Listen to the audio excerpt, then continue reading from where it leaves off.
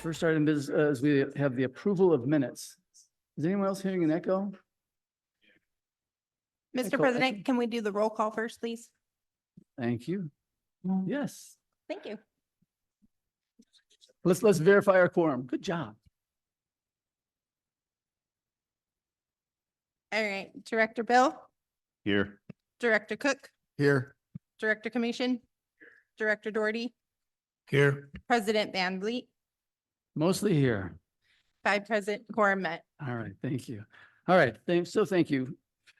Andrea, yes, so if everyone has approved the minutes, can I get a motion to approve the minutes, please? Motion. Second. All right. All in favor of approving the minutes, say aye. Aye.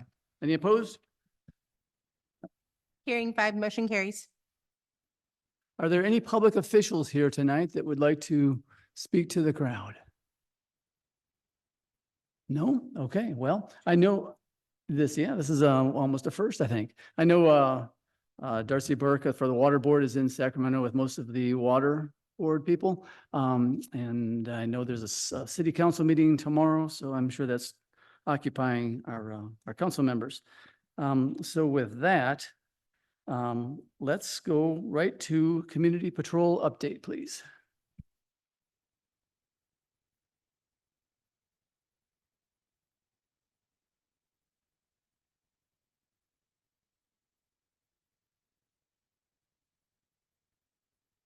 Good evening. My name is Zachary Wells. I'm the security captain here for Canyon Lake.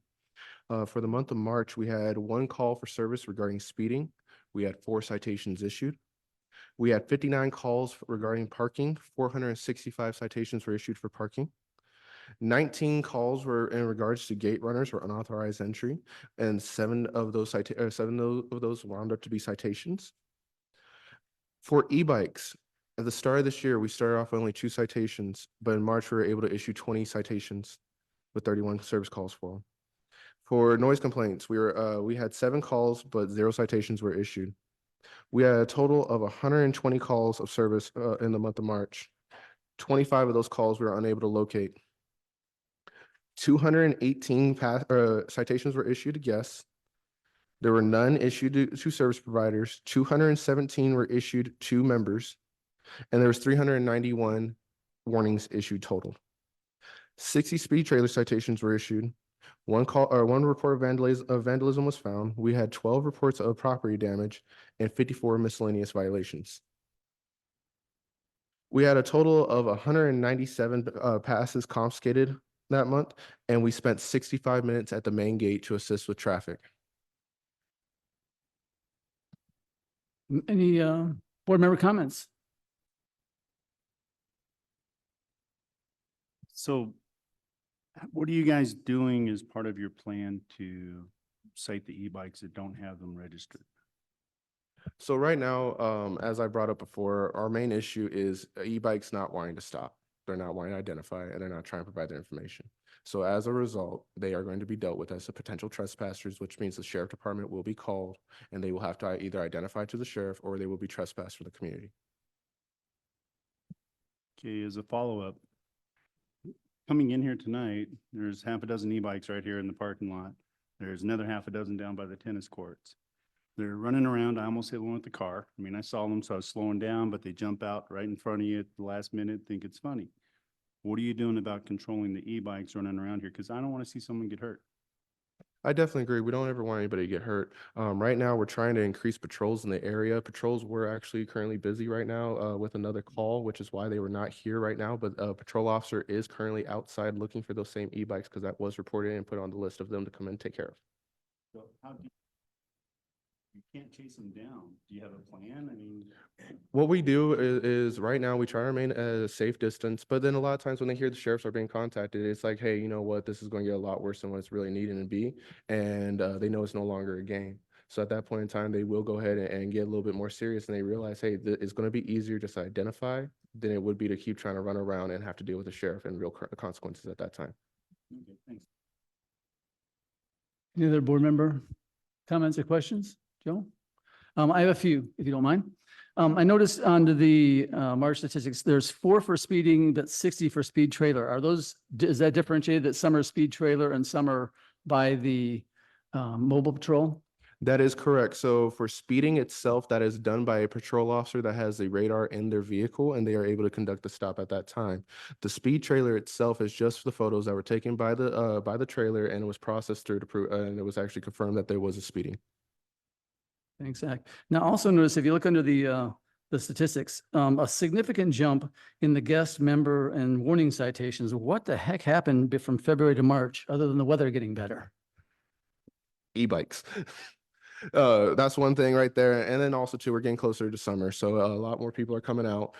We have several people that are not used to actually having all these different rules and regulations going on. So we're having to go ahead and do these and different enforcements. And we usually end up just doing just trying to sit down, talk it through. But most commonly is having guests not put their pass or decal on their dash, or you got somebody who is riding their e-bike not registered, and that's just been a large jump in these last few months.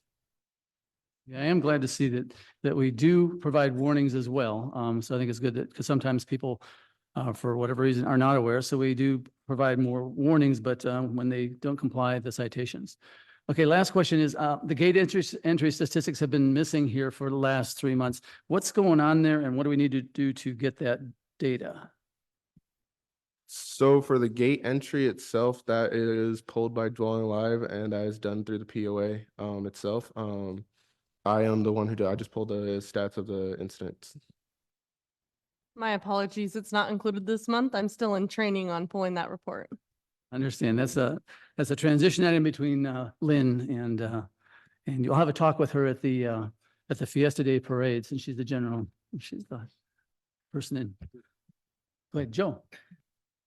Yeah, question, I see the count of citations for e-bikes has gone up and it's at 20, which I think we've all seen 20 violations ourselves in the past month. But do we have any idea what the numbers are for the month of April? This is actually a month old.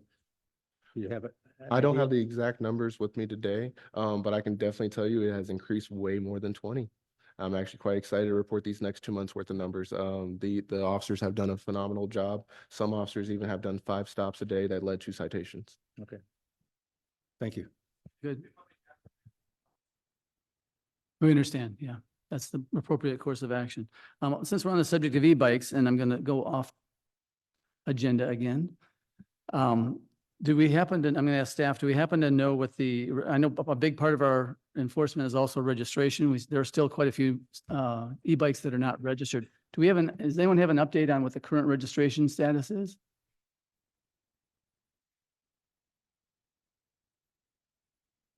We might be able to get access to it right now, but I'm not personally aware of the numbers. Okay, one of the things at the next month, since that's been a hot topic for us, certainly a key item of interest, we'd like to have that reported on monthly as well. So great. Anything else for Zach? Mr. President, we have 360 e-bike tags issued as of May the 2nd. All right.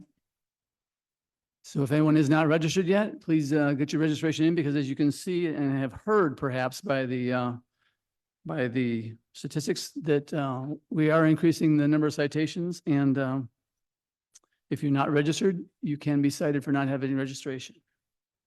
Correct? Correct. That is correct. Okay. Great. Thank you very much, Zach. Appreciate it. No problem. Have a good night.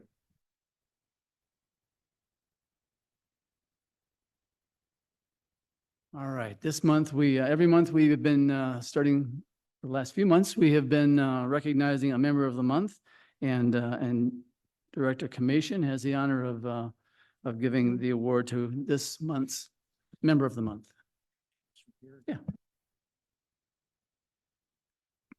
Okay, I think it's easier if I read this from here because it's quite involved and I want to make sure we cover everything.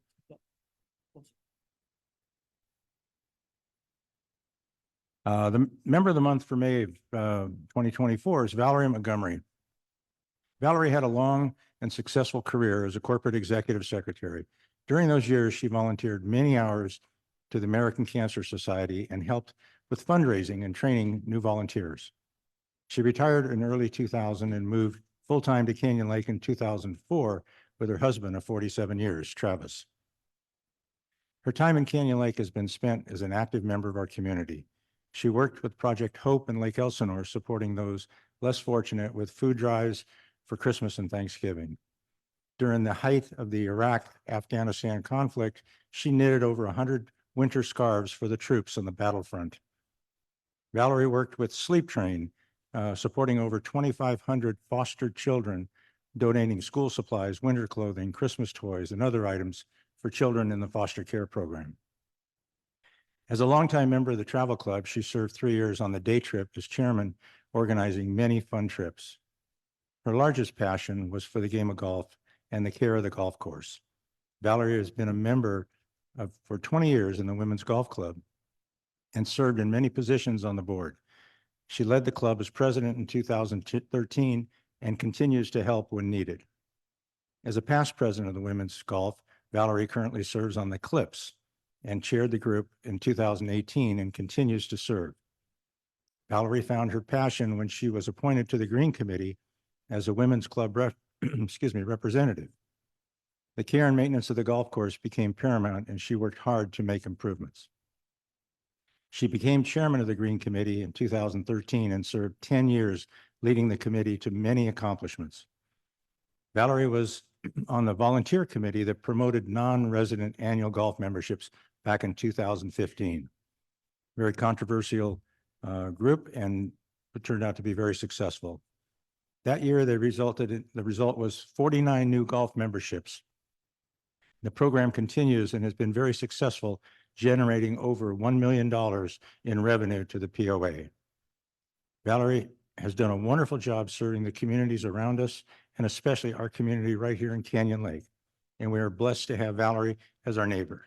Valerie, will you please come up?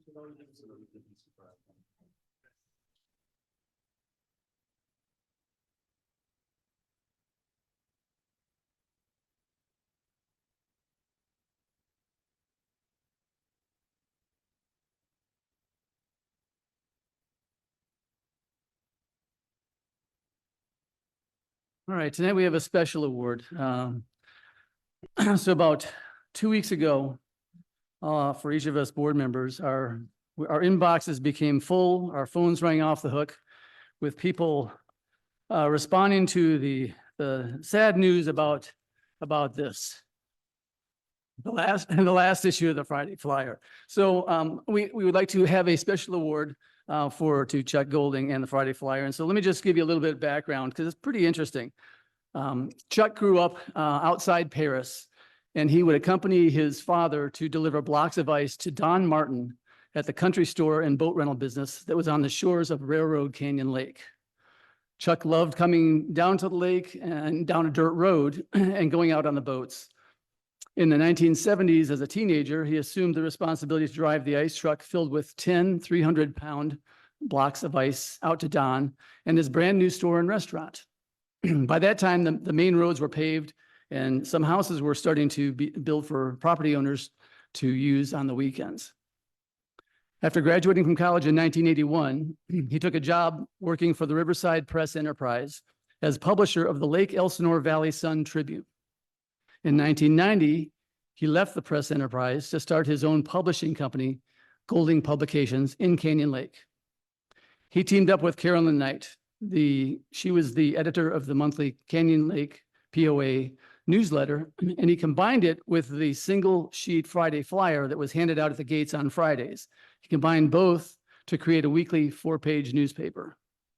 This publication was a combination of POA news and regular news, resembling a typical community newspaper. The first edition was printed in November 1990.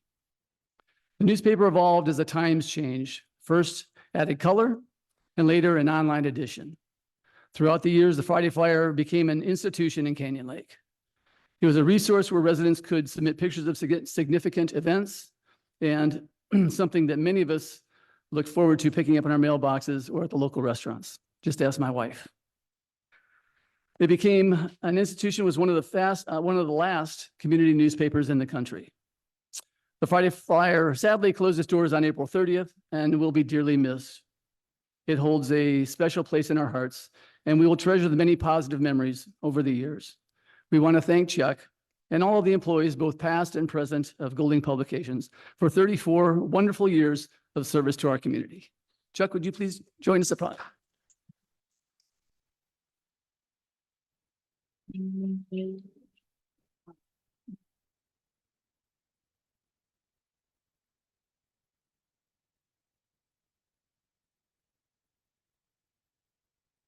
Standing ovation.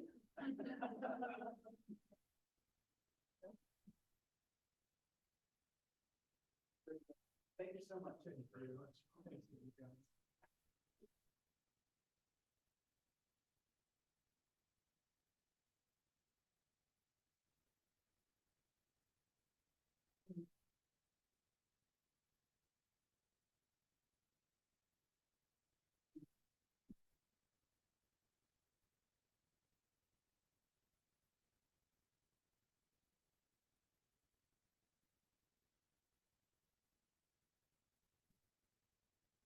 So as an epilogue to that, some people were saying, what happened to the Friday Flyer? Well, what you may or may not know, I happened to go online for my parents the other night, and I went to go look up something for the Friday Flyer, thinking it would be the last edition, and there was a May 3rd edition. So if you go online, there still is a Friday Flyer online, right, Chuck? Sort of. Well, there's some. And in fact, in my hands, if you go to the POA office, inside the door, the entry door for member services, on the left-hand side, there is a shorter version of the Friday Flyer that has summary of POA events and a lot of business association news in the back. And so that's available. I still believe it's going to do that every Friday. So again, thank you for continuing to serve our community. All right. I don't believe there's any announcements. Nope. All right. Are there any member comments? One. I got one for you, Mr. President. Travis Montgomery.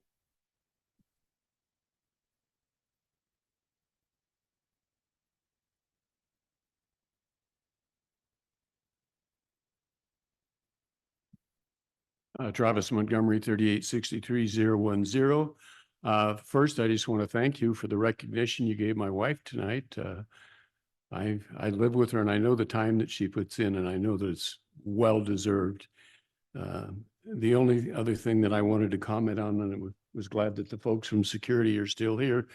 I've been talking e-bikes for a long time, and just two comments. First, as we came in tonight, there was a pack of 6 or 7 of them sitting right out here, just waiting. And the other night we had dinner in the Lighthouse restaurant on a Friday night. And so there was lots of activity going on out here, and posted right out here by the sign that says no bicycles was a security guard, which did absolutely nothing to hinder the bicycles from coming down this side, going through the gate, out around the pool, all the way around and coming back up. And so we have a sign that says no e-bikes and a security officer to do that. And we have nothing over here. And that security officer who is posted over here would stop that immediately. They'd never get to go through that gate down below, which perhaps could even be locked, which would also stop that. But, it just seems to me you have the security guy is really there for the bikes a lot more than the people out there. Put him over here. because they're going right around you. And that's the only comment I had to make. Thank you, Travis. It is a continuing challenge for us that we'll continue to bring up. Thank you for mentioning that and with security here. Any others? No others. No others. All right. Well, with that, let's see, we have a consent agenda, 2 items, ratify the monthly financial statements and report the executive actions. Is there a motion to approve consent agenda? I'll move that we approve the consent agenda as presented. Second. All right. All in favor of approving the consent agenda, say aye. Aye. Are there any opposed? Hearing 5, motion carries. Perfect. All right. Mr. Snyder, please come up and tell us about reserve study report.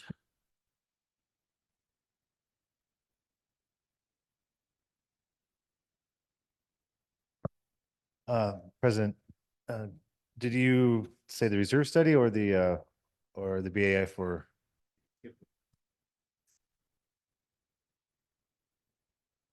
Thank you again. My goodness. Good thing I have all these people helping out. Maybe my wife should, yeah. I could have gone backwards. So that's what I meant to say, Steve. So this is for the Recreation Committee Chairperson.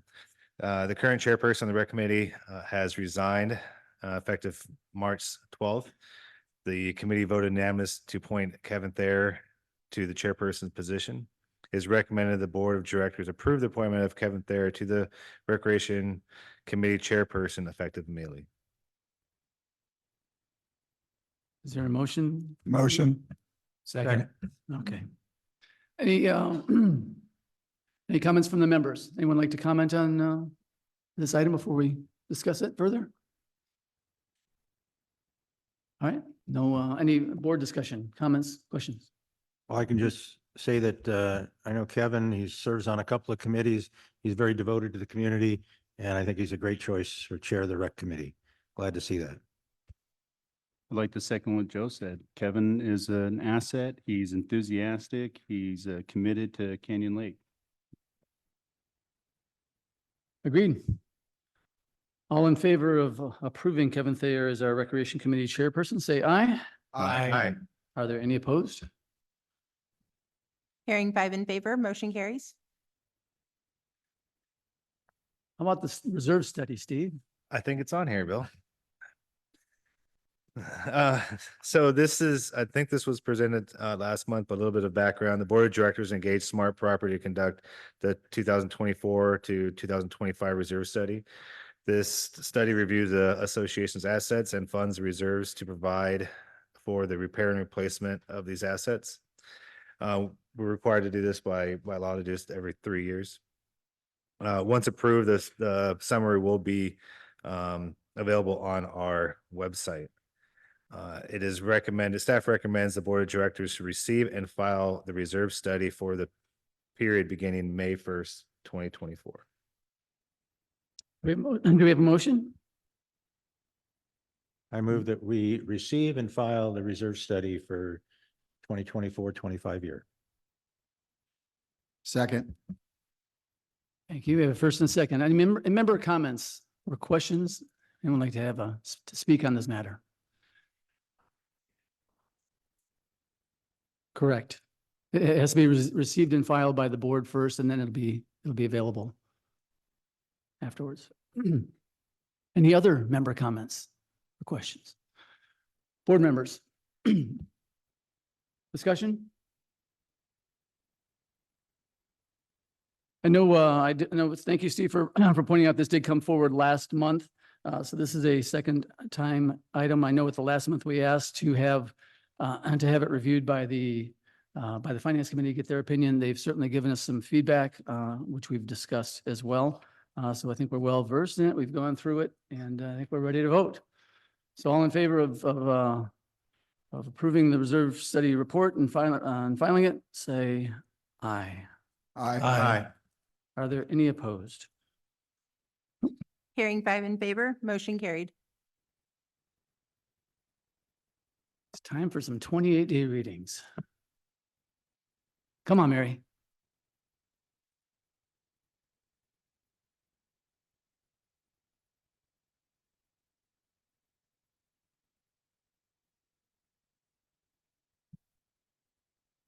It was brought to the attention of the Rules Committee, there needed to be a rule for pedestrian and golf crossing the road. There is no current rule regarding rules needing to yield for pedestrians or golf carts. At the April 2024 meeting, the Rules Committee met and discussed this concern. They looked over the current rules and created a new rule to address the concern. The committee felt this was a safety concern for all. The fiscal impact would be $100. It is recommended that the Board of Directors approve the 28-day reading for Rule GR 5.1U as attached.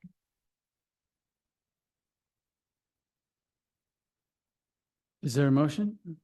Sorry, I should read the rule.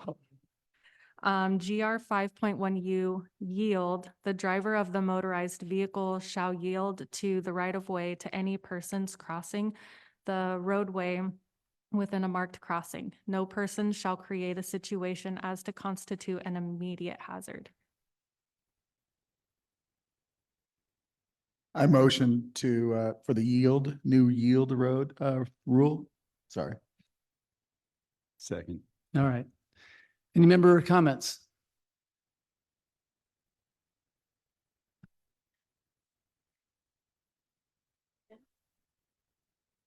There is not a crosswalk at Canyon Lake in Vacation.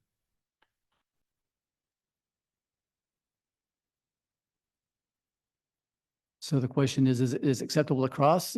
There's a crosswalk, but it's normal, I think, behavior and law is to cross the street at any controlled intersection. So I believe that's kind of the rules of the road, if you will. Correct me if I'm wrong, Alex, but I believe that there weren't crosswalks because there's no sidewalks, correct? Technically, it was brought to the FPC committee roughly 10 years ago. The reason we couldn't have crosswalks, true crosswalks, is because we don't have sidewalks. So you have to give a path for the pedestrian to go to. You can't just put them into a curb or put them up on somebody's driveway or street. So technically, we have a couple, let's say, bike crossings. One's a golf cart crossing. One's a golf cart crossing by the main gate. You have at Vacation Park, you have a bicycle crossing. There's a couple other golf cart crossing along all the golf course. I think there's 3 other ones, if I remember off the top of my head. But this rule was asked to be looked at from patrol themselves because people could just blast through that. And if you're a golfer, people do blast through that golf cart crossing. And I'm sure they're doing it on vacation as well. So this will give some teeth to patrol if they do see somebody not adhering to somebody in the crosswalk or whatever you want to call it. If you want to speak, please come forward to the table and press the button so that the people watching online can also enjoy this conversation. Hi, I'm Dan Leckow. I just want to, I'm a little confused by the intent of the rule. Is it to protect pedestrians or golf carts going through those? Because it reads as a pedestrians. The rule intentions for both. So Okay. any vehicle, including probably a bike, was in those in that pathway.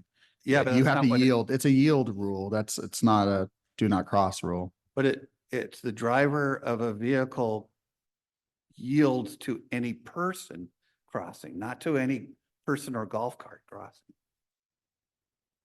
I think you kind of missed the mark, but I just, The idea was whether it's a golf cart, skateboard, a bicycle, or just a walker, it is a person. And the term of a person is hopefully intended to encompass all of those options. So we didn't have to list all the different okay. ways to cross it. Okay, Street. I understand where you're going, what you're going for right now. I don't think you achieved it, but it's a 28-day reading. So Okay, I'll thank get you. feedback. Any other comments? Okay, board discussion? I actually, I like what Dan had to say, not to be argumentative, Joe, but when it says any persons in the golf cart or crossing order, person can also be in a car. So unless we define that, and since we have our attorney over here, Sean, maybe he can give us a better definition on rewriting this. I will add another point. This is actually, I think this is the second time this has come around. We had it last time and tabled it to broaden it, to address some of the concerns and I think that this is the way it was broadened to say persons in a global sense, whether they be in a vehicle or not in a vehicle. So I think rather than have us go around and around with the same thing, I think that was at least, it was more restricted before and is broader now. Mike? Mike 3863086, right here, it points out, no person shall create a situation as to constitute an immediate hazard. Running over a pedestrian is a hazard. In a big way. Mike, that was taken out of the California DMV rules, particularly in case some person wanted to jump out in the street in front of a car, it kind of protects it. That was kind of that. The rule was made to be a little vague with the word persons purposely, because we started listing like every other vehicle, bikes, scooters, roller skates. And it just became, we're going to miss something. Somebody's going to at one point in time going to be out there. And then the rule has no teeth to it all because they're going to go right to appeals and then patrol won't be able to do anything. So, the idea is like, there's something there that we can write them up for. If they want to fight it, there's an appeal process. And it was purposely done that way. Any other comments or discussion? All right, well, given all that good feedback, let's take a vote. All in favor of approving Rule GR 5.1.u yield, say aye. Aye. Are there any opposed? Hearing five in favor, motion carried. Thank you, Mary. And it's a 28-day reading, by the way. It's a 28-day reading, so the public, if you want to comment, provide additional feedback, you have 28 days to do it, and it will be voted upon and enacted at the next June meeting. Yeah.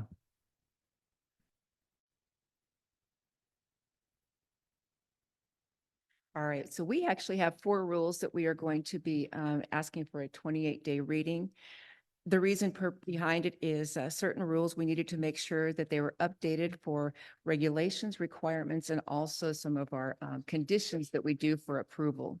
The first one is PC 5.1.2 for solar panels. The committee has revised this rule to eliminate the painting of the electrical panels. So this would be the box portion. Due to the electrical panels are usually upgraded when a solar system is installed and have information or stickers applied to it. The property owners may paint to match the wall color, but the stickers must not be painted. For a tile roof, the tiles must be replaced around the panels.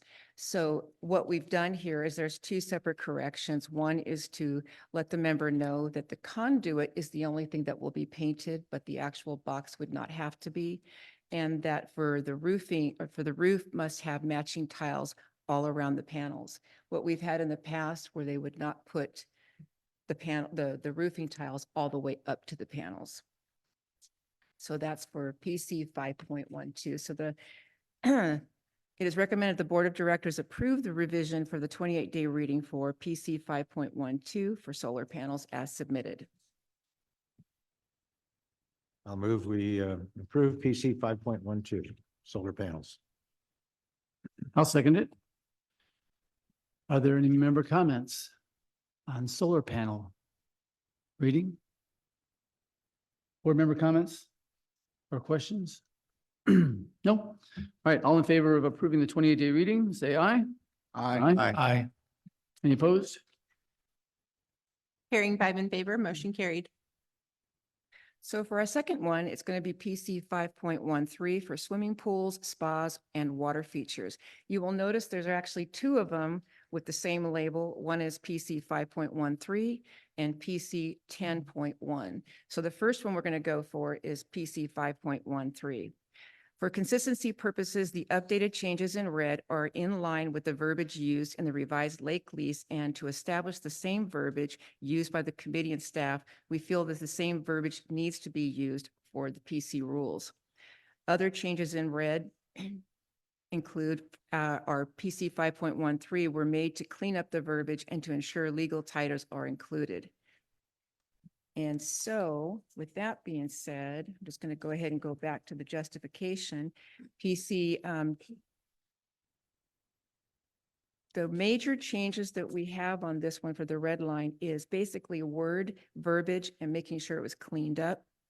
On water features, we wanted to include the word or pond.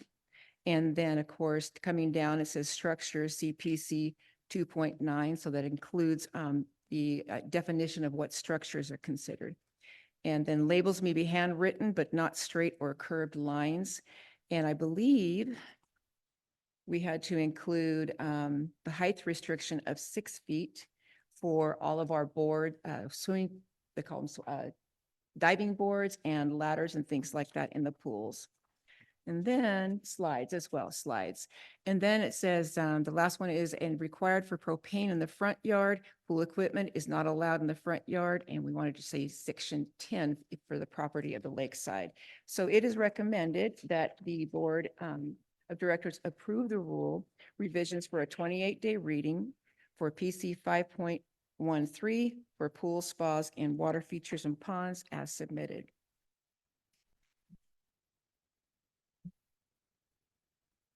Do we have a motion? Motion. Second. Okay. Any members wish to speak on this item? No? Board member comments, questions? I have a question. Yes. Cheryl, you read it, and as I read it, I don't understand it, but maybe it makes sense to the designers. The one line that says labels may be handwritten, but not straight or curved lines. I mean, that's the whole sentence. And I just want to understand what that means. Okay, from an engineer's standpoint, or an architect's, they normally drive or draw straight or curved lines. Okay, and usually they'll put down the text that what specific thing is being pointed at sometimes. Sometimes that's missing. So what we're doing is we feel that the straight and curved lines cannot be altered unless done by the engineer or the surveyor. However, the text itself, which may be missing, we'll allow them to write that in. It just establishes what a specific item is. Okay, thank you. Did I That's for answer the your- engineers and not for me. Okay. Thanks. I do see what you're saying. I think what we probably could state there that the dimensions or anything that has to be done by a land surveyor, if they fail to put something down, let's say, for instance, a wall, it's what type of wall it is, they can write that in. But if it were a distance or it was a dimension, then they could not. That has to be done by the surveyor. We could possibly change that a little bit if that's what you are asking for.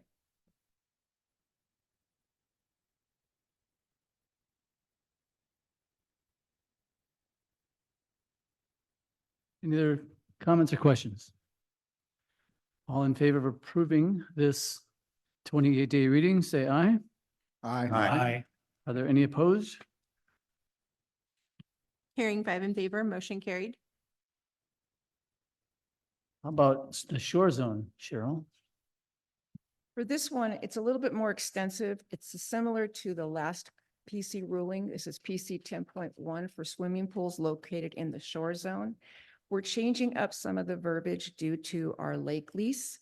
And the first thing we're going to do, instead of saying shore zone, we're saying lakeside swimming pool. So all locations that are located, or members who want to have pools that are on the lakeside, there's some requirements that have to be met, not to mention that pools are no longer approved and can be approved per EVMWD on their shore zone. So there's quite a few things. That's the reason why the first sentence was stricken out, is because in the past we were approving pools on the shore zone. The next thing is the approval for the encroachment. Instead of stating on, it's going to be near the shore zone. What depicts near 5 feet. if we want to state, because now what it is, we're going to have the pools be 5 feet away from the property line, even though they have more property down there, EVMWD property is there. So we want to make sure that the 5-foot setback is still withheld even on the shore zone properties. Yeah, which is a CCNR. The next thing is that we needed to change from licensed civil engineer to registered. Then the next one would be property lines instead of boundary lines, lake side instead of lakefront. So it's basically some minimal changes that we wanted to do to the verbiage. I'm looking to see some of the more important things in here.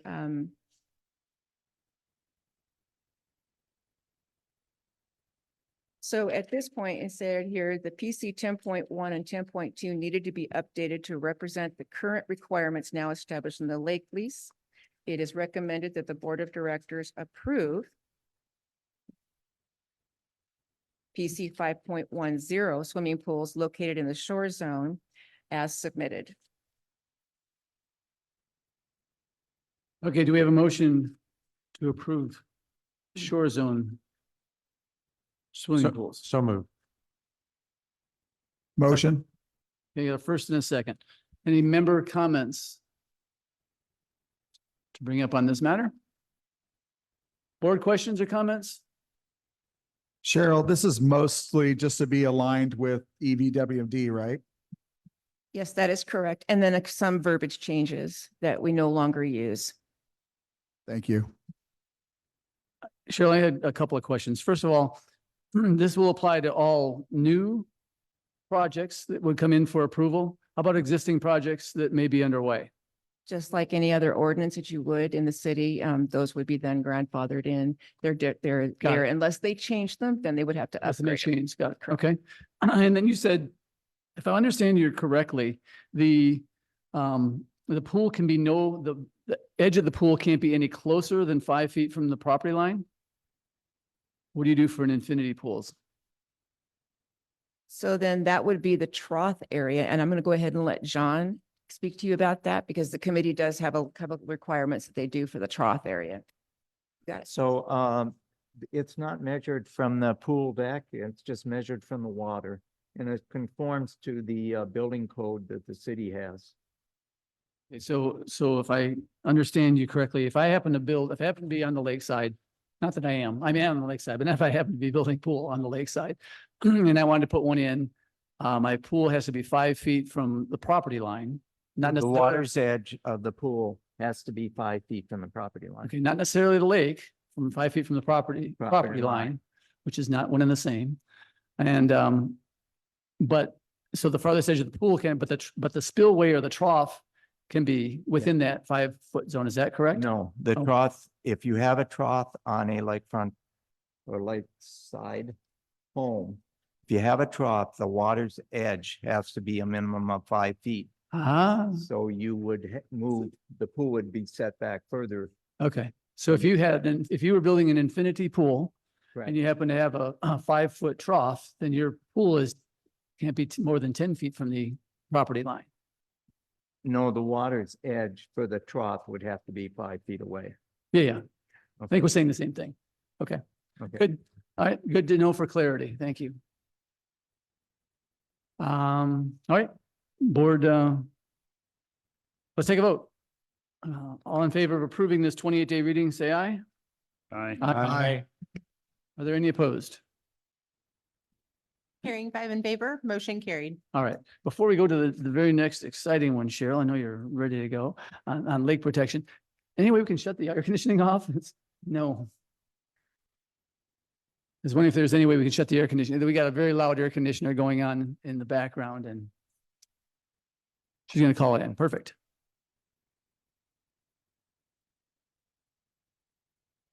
All right, Cheryl. Okay, and for our Last final, one. for our final one, it's PC 10.7 for lake protection. This is very simple. It's just a very few word changes that we needed to do to clean up the rule. Such as and, which then would be which, and then back to keeping instead of keep.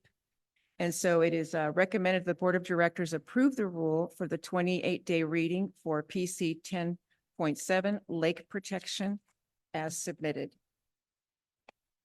We have a motion? So moved. I'll second it. Second.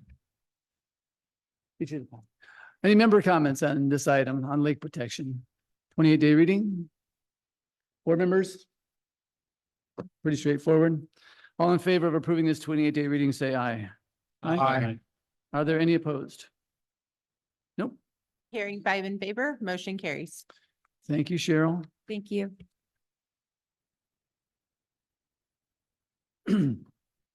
Tonight, you may notice we have a vacant seat. Thank you. We can hear. We have a vacant seat. Our general manager is on a family vacation that was pre-planned, and this is only the second time in 7 years he's not been able to attend a board meeting because of that. So he is on a vacation. So we do not have a general manager's report tonight, but he did have a note written, and I will read it for complete. I do encourage everyone to look at the full package. There's always good information there from our communications team and activities that are going on, as well as the statistics for our security and marine patrol. But Eric's message is this: summer is around the corner, and with the weather warming up and activities in full effect here in Canyon Lake. The pool is beginning to get busy as usual around this wonderful time of year with a variety of aquatic classes that each member can enjoy. The staff has begun this year's annual preparation for the Fiesta Hopper that's happening later this month, as Memorial Day will be here in no time. The tennis court picnic area refurbishment started in March, and they're currently doing the retaining walls, and that we look forward to that being completed in the near future. Operations is succeeding and progressing on year 2 of the paving program. They are making great progress on that. And with some slurrying going on in some areas and I think the current paving project is on Longhorn. There's some work. That's going very well. I heard that might actually finish up in June, which was absolutely terrific how much got done between October and June. Another Herculean and great effort by our operations team and by Premier Paving. As always, we look forward to what's ahead for us. So that's love Eric, it says. Okay. With that, time for board comments. So we're going to start with Alex. That's all right. I'll go first. Just to basically say the same thing. Memorial Day and 4th of July are coming up. They're huge holidays for this community. And I just want to remind members to be diligent about who you're responsible in calling in. Last year, most of the problems we're seeing, along with most of the speeders that we're seeing in this community, are guests. These are not homeowners. So these are people you're calling in. And so you make sure you're responsible. We don't want to see a replay of what we had last year and so forth. So Memorial Day is coming around. Fiesta Days, it's always the start of the summer. It's a great parade. It's a great event. You have a park hopper going on. So get out there. It's always my favorite time because there's people I haven't seen since, last summer and get to see their smiling faces again and say hello. So be aware. Along with that, that means kids are getting out for the summer. There's going to be more kids out there. There's going to be more e-bikes out there. Be aware, pay attention. We don't want to see any accidents. If you have kids that have e-bikes, get them registered or you're going to possibly get a ticket. So let's try to get that done. Let's be diligent on that. And then the last thing, and I know going first is great because I get to take some of their thunder. That next Wednesday, our election is done and we need a lot of votes still. A lot of votes, so we're not going to hit quorum. So I encourage you guys, if you have friends, if you haven't turned it in, it doesn't matter. I got in trouble last time for not saying it doesn't matter who you vote for, but in the real thing, it doesn't matter. They're both going to be reelected. What we do is we want to make quorum so it doesn't cost us more money. So I encourage you guys, make sure everybody gets their votes in. You have till next Wednesday. You can drop them off at Bluebird and really, really appreciate it. It saves us every member money. And at the end of the day, if we can save $1 here, $1 there, it helps all of us. So please do your part. Thank you. Thanks, Alex. Greg, you can go next. Well, Alex, you did steal most of my thunder. Next. I was going to start off by saying this is my favorite time of year, spring, leading into summer. And we had a pretty wet and cold winter this year, but again, it's my favorite time because the flowers are blooming and the ducks and the geese are having babies. And of course, they've gotten a lot of press themselves. I'm not sure how they did that, but they got a lot of press recently. Good for them. But what a great time to be in Canyon Lake. There's Fiesta Day coming up, 4th of July, our event of the year, pretty much our signature event, concerts, yacht club events. One of the great yacht club events that I love is the so-called tie-ups, where we go out on a moonlit night, watch the moon come up, hang out in the water and just share hors d'oeuvres and friendship. And lake's like 85 degrees usually. Unbelievable time. And then the cart leading into the car show, just a chock full of events. So it's one of my favorite times of the year, my favorite time of year, spring leading into summer. What a great time to be a Canyon Laker. So go out there and enjoy it. Have a good time. Thank you. Thanks, Greg. Jeff? Well, I don't think there's any thunder left, so I'm just going to repeat what they said. I did want to reiterate on the e-bikes because it is an issue that 360 tags have been issued. When we left from the board meeting earlier, I saw 3 other kids getting tags today. So they had them in their hands, not on their bikes, but they were walking to their bikes. So that was a good sign. The security company here, after speaking with Zach, Captain Wells over there, they are casting a net. As Kit said, they're putting a guy here, directing him into that. So they are casting a net. They're not chasing the kids. They're not trying to run them down. They're not trying to create any problems, but they are casting a net for them, and they have the sheriff's involvement as well. So hopefully people will start registering their bikes because, like I said, with the sheriff involvement, lends a little bit more teeth to the security patrol. So the other thing I want to go over again is these 28-day readings that we just did with the ACC. We've all sat in on the ACC meetings, and we get to hear the complaints. We get to hear the people questioning why on these decisions. All the stuff you heard tonight, driven by the lake lease. That's the EVMWD. We don't have a choice. If we want to keep using the lake, we have to honor our obligation and agreement with the lake lease. We can't say, no, we're not going to do it, because no one's going to get to play in the lake anymore. So I just want to make that clear, that the regular requirements outside of the POA authority are what drive this. And we have to comply as per the lake lease, or there's a possible loss of lake use if we have continued violations. Some of those violations are no dogs on your boat, no barbecues. The waste treatment or the water treatment plant is not designed for fur, which is kind of weird to me, but and it's not good for dumping a barbecue over the side of your boat, which people have done.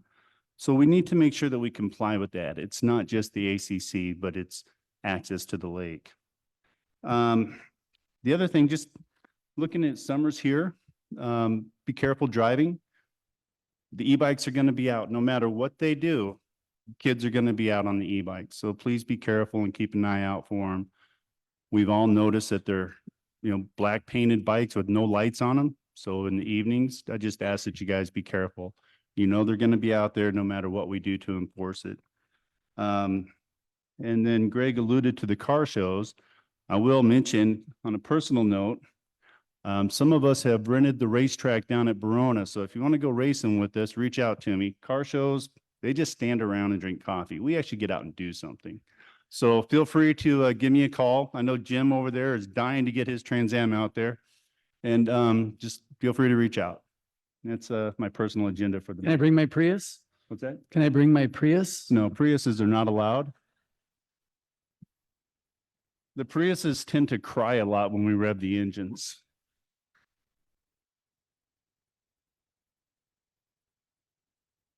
All right, Joe, you're up. Okay.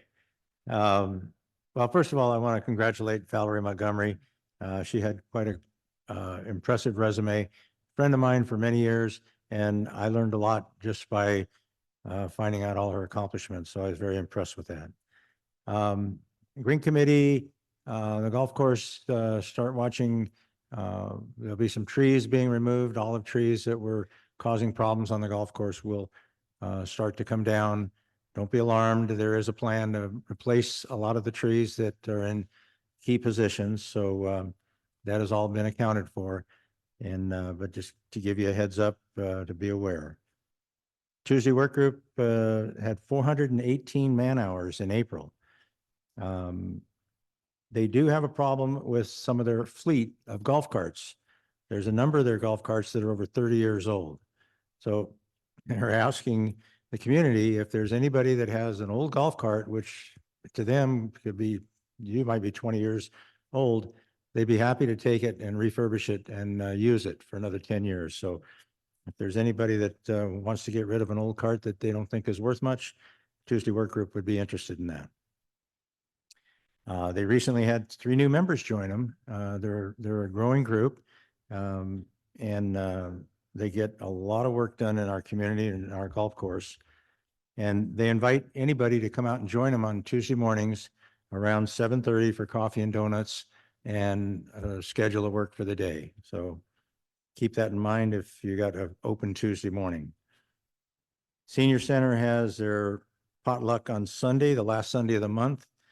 This particular month, it's May 26th, which is Memorial Day weekend, oddly enough, but they figure that they hope to get enough seniors to come out and enjoy their evening, and then they play a little cards afterwards. So if you find yourself free on Sunday, the 26th at 5 p.m., come down to the Senior Center.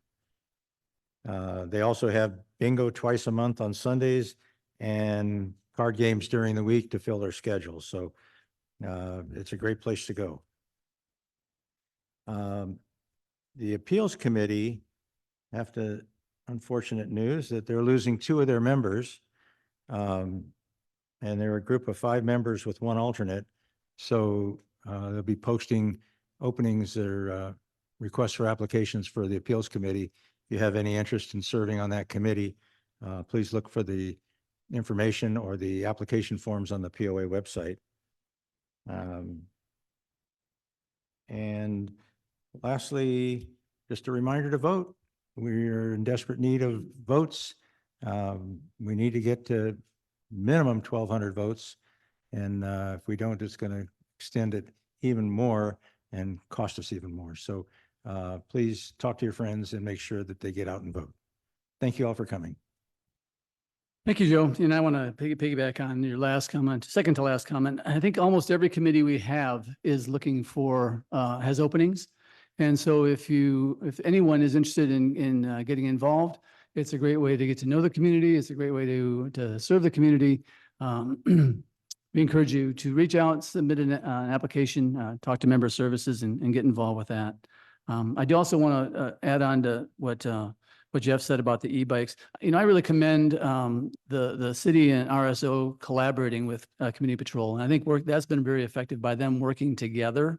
The RSO has been able to hold them, and that has put more teeth into our enforcement. And so that's getting more attention. In the past, you know, the kids have outrun them and just disregarded them. But by having the sheriff there with law enforcement, it makes a big difference. So thank you to both you and them for that.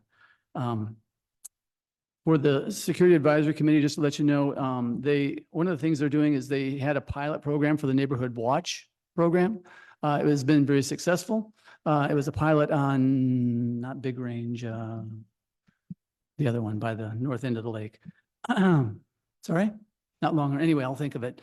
But they are now interested, if there are any members who are interested in championing that for your neighborhood, it'll be a program that we're looking to make available to other neighborhoods if you want to do that. So stay tuned for more news on that as that comes forward.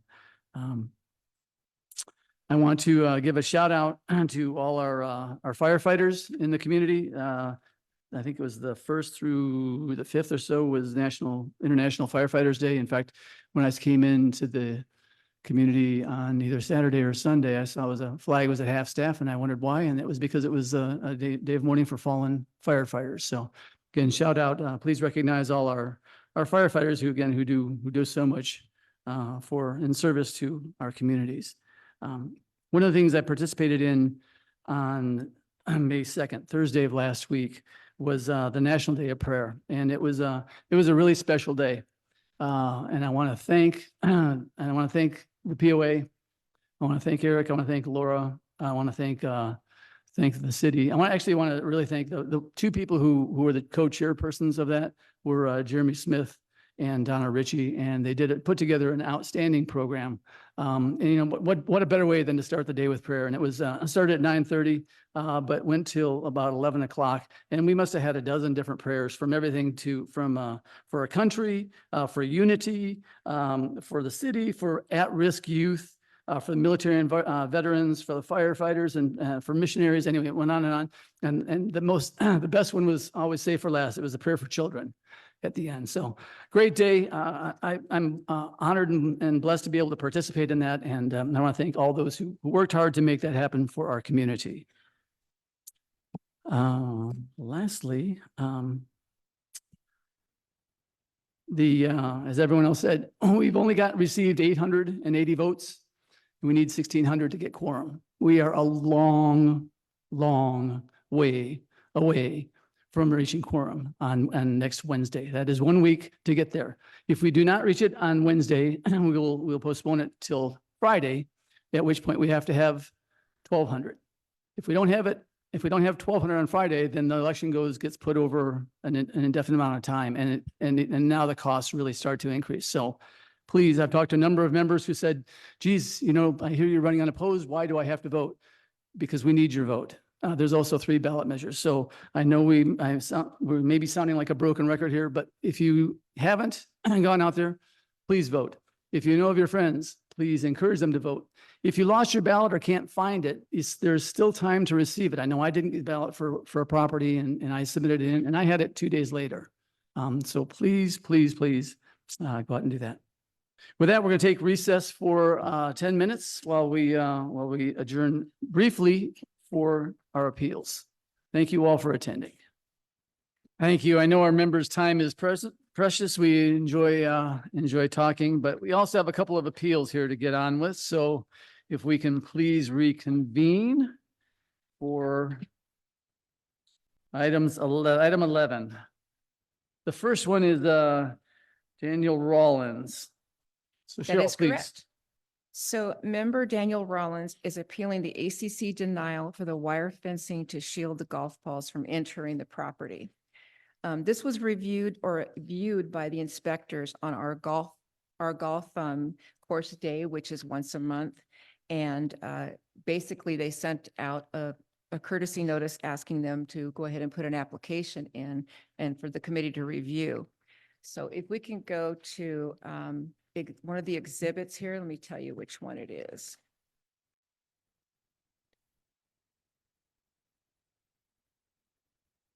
Easier to see it from the actual exhibit. So if you can go to exhibit 3A, it kind of shows you what the picture of what we're talking about. The committee calls it hog wire. We're not sure what it exactly it's called, but it's a wire fencing and it's used to help to shield the golf balls from going over into his property. The committee did reject this. And the reason behind the rejection is, quite honestly, the committee didn't feel that it was aesthetically pleasing. We have approved I think there's quite a few homes on the golf course, golf netting.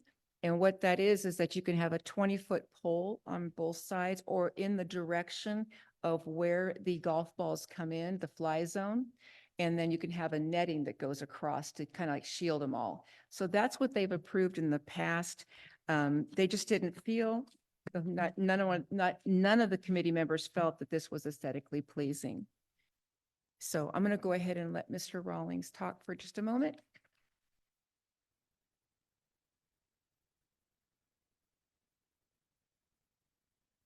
Do I have to hold it? Okay. Respectfully, I disagree with aesthetically because people don't even notice. I golf 4 days a week at the club. When I first bought this house 10 years ago, and I've never complained once about golf balls to the committee or to anybody in the community. I don't know if you can see, can you put another picture up there? So that one's upside down and close up. One more. I maybe. think he's asking for Exhibit 2A. I'm not sure.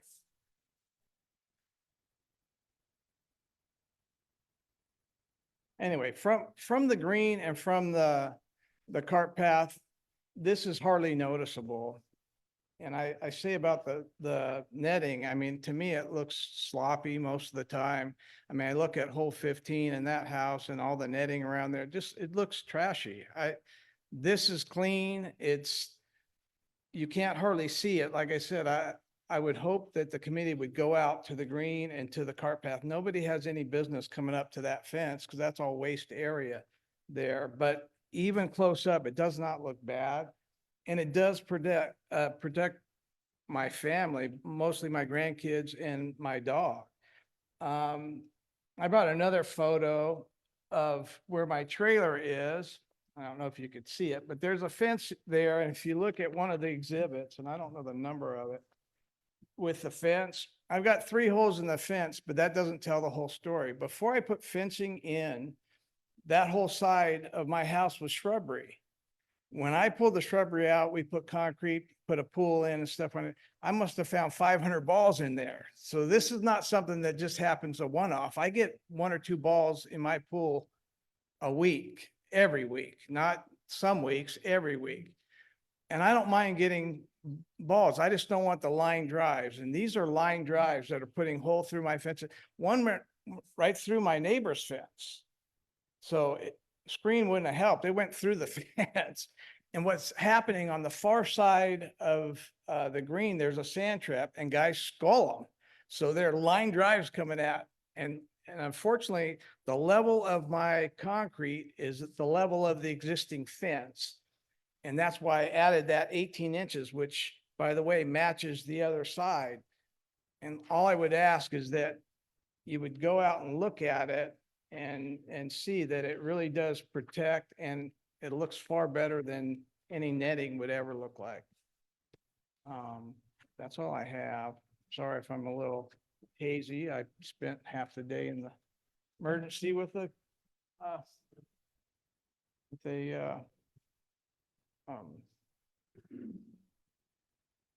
Dan, if I could ask you a couple of questions. mhm.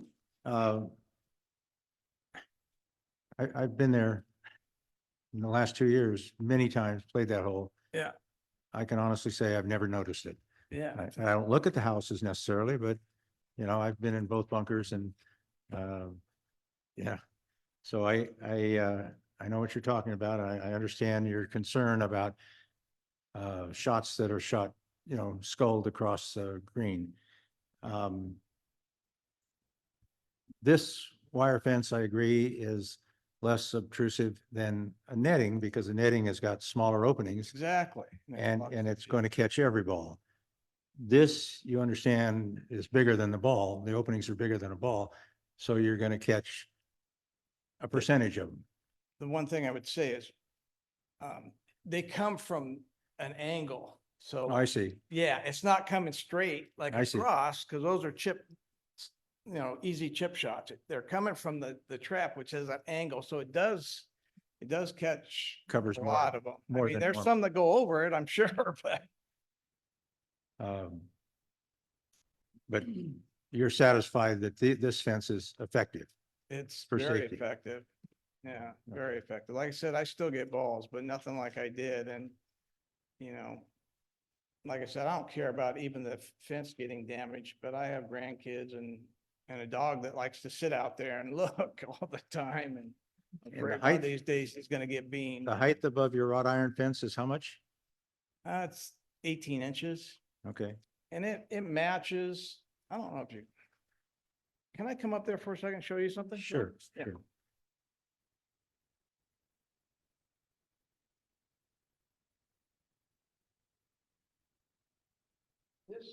This is like a 5-foot fence. Right. It's down below, and then that's my neighbor's fence.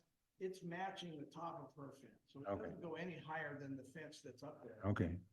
So, doesn't. It's attached to the wrought iron fence, not the block wall. Exactly. Right. And it's, like I said, from a distance, you can't even see it. Yeah. Right. Okay. What I was trying to say earlier was kidney stones. Sorry. If I may add, aesthetics is probably one of the most difficult things the committee does have to do. You know, you can get a group of people that will say it looks good and you'll have a group of people that say it does not. But that's quite honestly what the committee is there for, is that that's part of the broad powers. They're the ones who have to make that decision on whether or not it's aesthetically pleasing. And so what they do, just based off of the look of it, would this be considered okay around the community, not just in this location? Because if we're looking at approving something and saying yes to something, then it has to be approvable everywhere else. At best, it's farm fencing, but although it probably does serve a purpose. But again, it's farm fencing. And once we approve it here, I would say this, that same fencing is used in all the mediums in Temecula, where they have wood posts and that fencing down the medium. So aesthetically, it's on their driveways and stuff. So I don't see the issue. I was a construction worker for 35 years. I ran 41 shopping centers for the Irvine Company. And I was a consultant for them for the last 2 years of my career and retired out here. Aesthetics is something that I'm well it's aware subjective, of. we understand. Any other board comments or questions? Joe, you asked the question that I had about safety. I guess to get a ball through your current fencing, you've got to hit it straight on. And even if you do that, I'm not sure the dimensions of the squares. Can it go through on a straight on shot? On a straight on, it possibly could, but I'm at an angle. I'm at the angle of in the corner, so there's no Understood. straight on shots. Yeah. So the issue really here isn't safety at all, because the assumption would be that I broke it. The golf netting that's been spoken of would perform the same way. It theoretically block 100% of the golf balls that It would encounter it. It would definitely, Theoretically. So that's not really an issue. The issue is just aesthetics, correct. which is a hugely subjective term, concept. When I look at these pictures and I see myself looking right through it. Now there's a fence there. There's some sort of, wire mechanism, but I see myself looking straight through it. And I used some fencing similar to this at another home of mine. And that's one of the reasons I use this, because it's almost invisible. I can't see it from my side. So I understand your point there. I do. So thank you. Is there another consideration or option besides netting that would require overhead support and, in my opinion, be less, more obvious than what's here?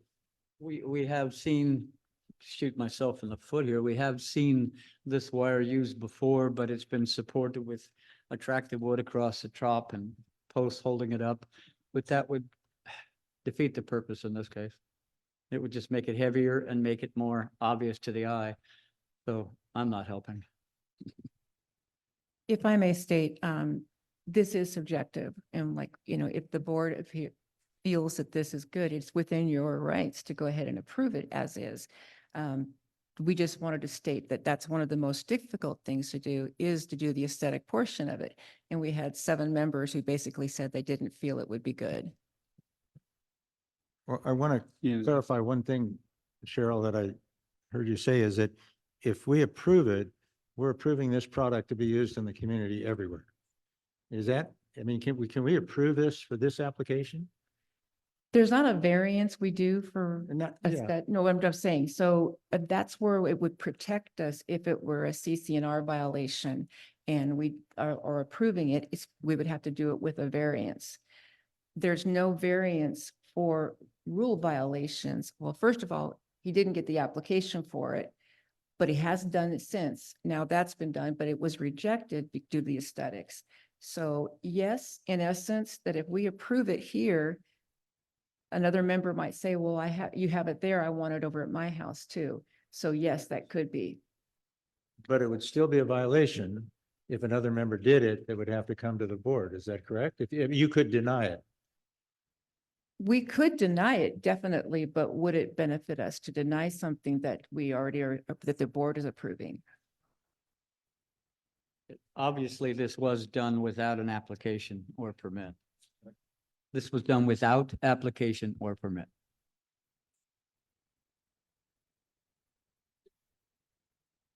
What other alternatives are there for netting? That's it. Right? The only thing we've seen in recent times used in probably the last couple of years, just netting. And why would you not want to use the netting? Is it a visibility from your house? Oh, yeah, I mean, to look through a net, wouldn't look good. I mean, like you said, right now, I can look and people can look and not even see it, but it does the job. I can sit out in my backyard and look at the green and there's no deflection or nothing, you know? You put net up and it's gonna look bad on both sides. So I want to piggyback on what Joe said. What will we have to do to get a variance so that we don't have to do this throughout the whole community? Is there a process? You don't have to do a variance, you can just approve it. Each property has to be looked at on its own merit because there's a lot of rules. If he had not had a pool, he would not be able to have it as high as it is, but he does have a pool. So Exactly. you see what I'm saying? There are different circumstances that go with each property. From a staff member's point of view, I would say, I don't think it's an aesthetic issue, but I don't have a vote. So it really is up to the board whether or not they're okay with this. And then, of course, if it becomes an issue with the members in the community and they start to complain about it, then it would become a different story. Okay, if I can make a comment, I've also been there. I've seen the netting on 15. I do not think that is aesthetically pleasing as well. But I actually feel this one is, you barely notice as well. So I would like to make a motion. Bill, can I say something real quick? Yes, before I make a motion. I know, before you make a motion, just want to make sure I say this. I've probably been by this house 30 times golfing. I did not notice it until I saw it on an ACC and saw the pictures. Never, ever even noticed it. And then once I saw that, I was going by golfing and I looked up and I'm like, oh, I do see it, but I had never seen it before.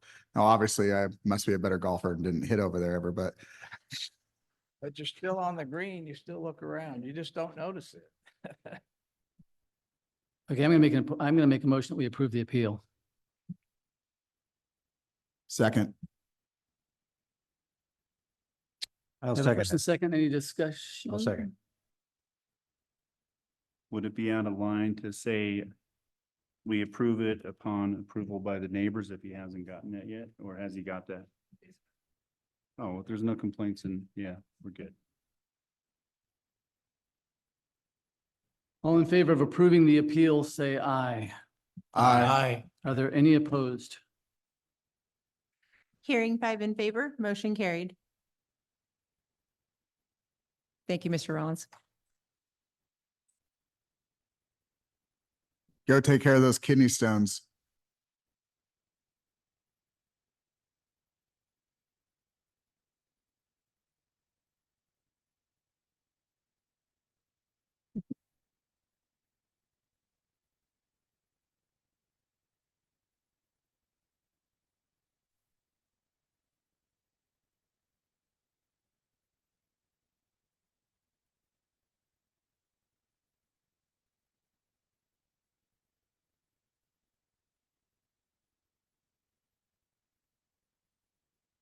Okay, Cheryl, next. Okay, so the final one that we have today is for Mr. Warren Kelsey. He's appealing the ACC denial for 2 HVAC units located in the side setback. If we can have the gentleman, do we need to get a chair over there? You got it? Okay, thank you. Thank you. So Upon an inspection conducted by the inspectors for his house, new home permit, they did a final inspection on it and found that the two HVACs were located in a different location than what was approved. So in order for me to explain that, let's go ahead and go to Exhibit 4. This is where the current or the location of the approved HVACs were, which is under the deck of the home in both sides. Where it was put is in the side setback, and you can actually see that in exhibit number 2 in the picture. The unfortunate thing is the committee, due to a CCNR requirement of having that 5-foot setback cleared, they were unable to approve this in the location of where it was. First of all, it was not according to plan. So that's number one. They have since put the application in, and the application had to be rejected because it's a CCNR violation. So I'm going to go ahead and give a moment for Mr. Follett. Yes. Yes, to have him go ahead and start the appeals. Can I approach and show you some pictures? I think it's the easiest.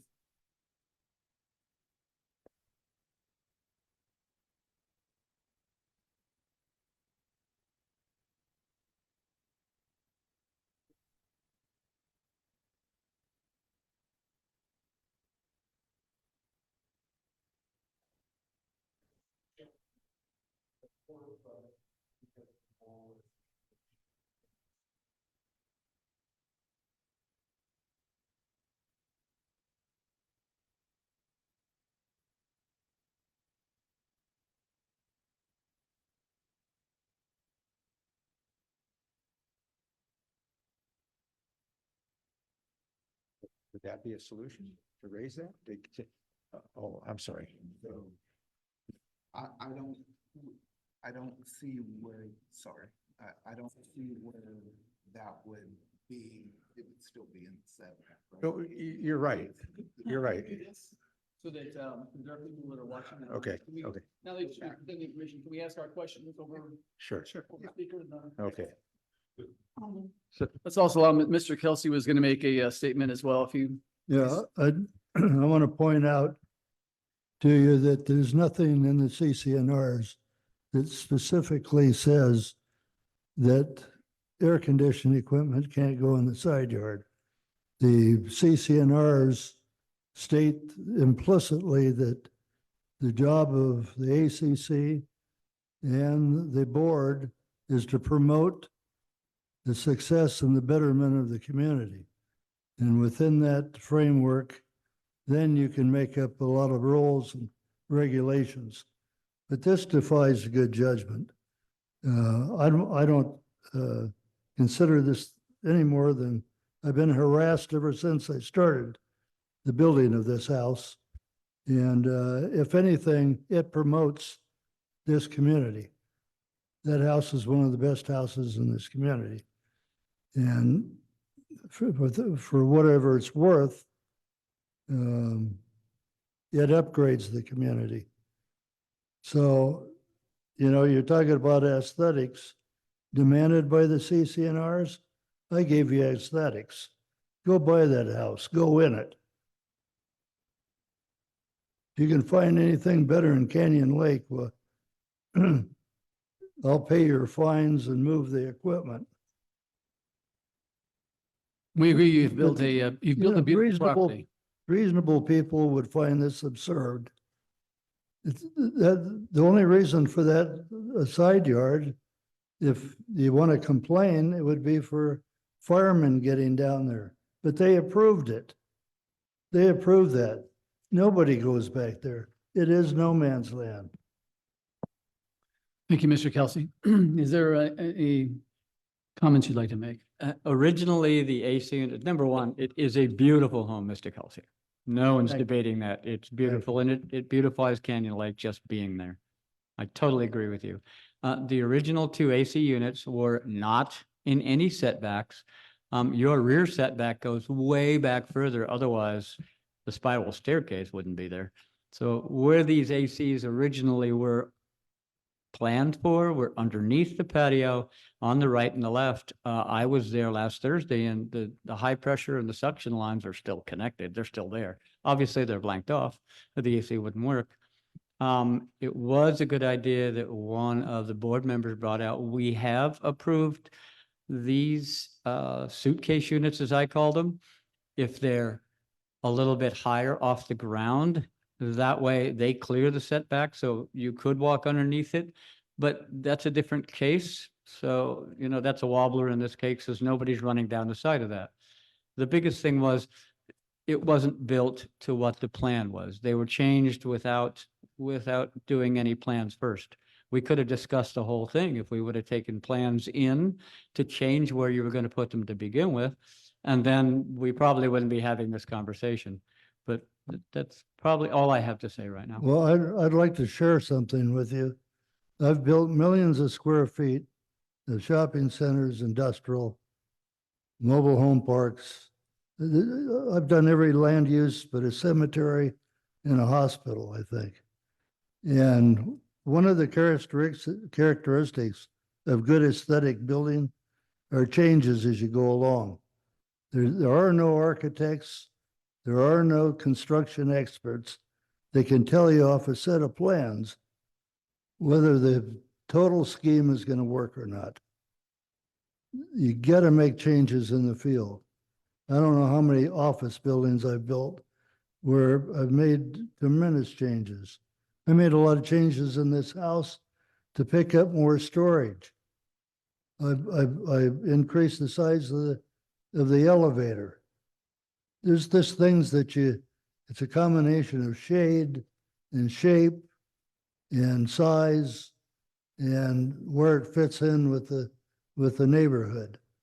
And so for anybody to sit there and say, hey, you got to build exactly specifically to a set of plans, you're not going to have a good looking community.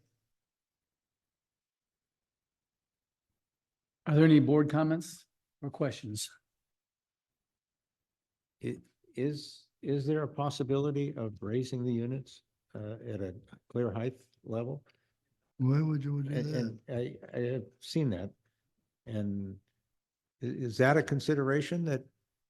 We could raise them. I just don't see, because of that setback never being used, I don't really see why. I understand. Yeah, what do you gain? Nobody can see them now. If you raise them up, you might be able to see them from the water. I don't know. Well, if it's 14 feet to the street. Well, that's below street grade. Above the water, you're probably another, what? You're probably between 14 and 20 feet above the water. We're above our esplanade. Like all the flat work down there in Esplanade, we try to get all the neighbors to join in with us. I'm just reaching for some kind of solution, and, you know, even if they were 5 or 6 feet. I think you would, I think you'd only add to the problem that you perceive. I don't see a problem. You're the ones that see a problem. And if you raise that problem up, you might be able to see it from the water. I don't know. Okay, is there a reason they were not put, they could not be put in the back as were originally City. offered? City said they could not be put in the back under the patio?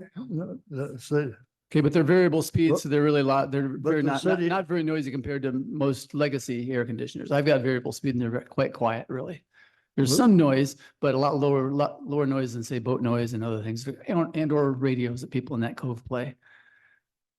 I'd like to get a clarification on the CCNRs. So the statement was made that there are no CCNRs that restrict placement of air conditioners in the setback, and I don't know that to be true. Can I get a reading on that, please? I'm sorry, I only heard bits and pieces of the question. So there was a statement made that there's no CCNR that restricts the placement of air conditioners in a setback. Says no structures. So any structure whatsoever is not supposed to be placed within the 5-foot setback. It doesn't have, there's no way we could possibly put down how many structures there are. Let me point out that probably over half the houses at Canyon Lake have units in their side yard. Anything up in an uphill grade, that's where they're gonna be. Fireplaces, block walls, or. I mean, there's all kinds of things in the setbacks, including trash. PC 3.1C is basically what we're staring at. Any other questions or comments by the board? We have a motion.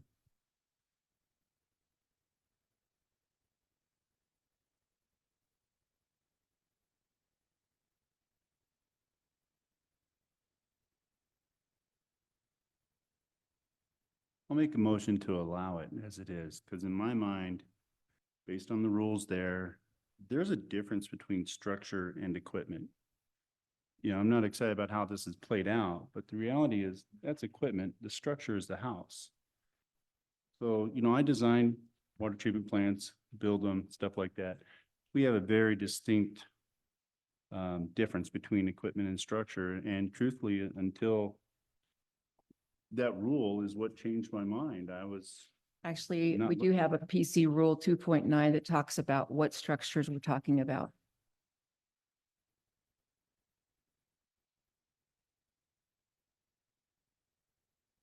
A structure is defined as a habitable, non-habitable building, or part of a building, accessory structure, post, garden walls, gazebo, deck, pool, spa, and other improvements. PC 2.9. Yeah, I brought that for a reason, sorry.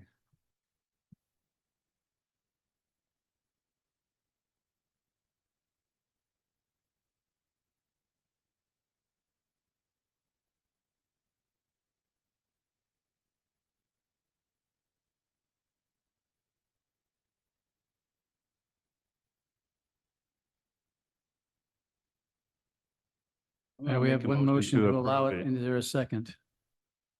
Second. Thank you. If I may, if we are going to do this, whether it's a structure or it's maintenance, that a variance is being done because it is still a CCNR violation.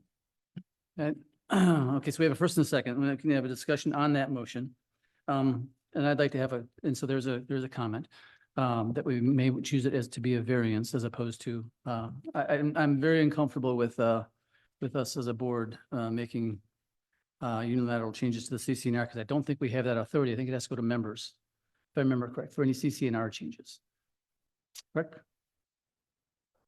Do any CCNR changes cannot be voted upon by the board, they have to go to the members. Yes, okay. I do also want to address how this was handled, and whether we agree or we think it's better or not, and whether it was with the city. It is incumbent on people doing building to work with all the agencies. And believe me, I know as I've done my own building, I've been involved with both the ACC, with the POA, and with the city and the building department. You need to be involved with both. And if there's changes, and I understand totally that changes happen in the field because stuff happens and things go on. That said, it is also your responsibility to inform both along the way of those changes, or you're subject to those. There's also been a number of letters written over the past couple of months on this matter that have not contributed, that have not been constructive in helping us decide on this matter. And I want it to be noted that that's not allowed, that we don't condone that and we don't support it, and that we expect more professional dealing than some of the inflammatory and accusatory statements that have been made towards the staff when you as a builder or an owner don't take full responsibility for your lack of actions as well. So I just want to put that out there. It's important that we deal with these things in a professional manner and inform all the parties going forward. I'd like to respond to that. Your approval may depend on it. No, I suggest that I don't. But I'm going to try to put it mildly. Okay. I've been in non-compliance for concrete pavers. Okay? I've been in non-compliance for having a ladder on the dock. I've been in non-compliance for that spiral staircase that gets us from one elevation to the other. You have to have a staircase there.